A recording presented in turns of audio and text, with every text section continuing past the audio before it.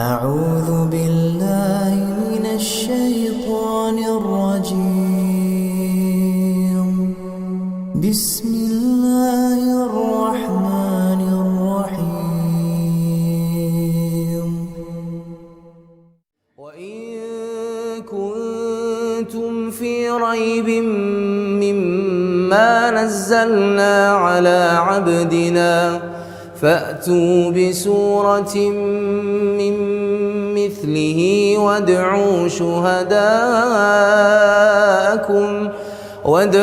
شهداءكم من دون الله إن كنتم صادقين فإن لم تفعلوا ولن تفعلوا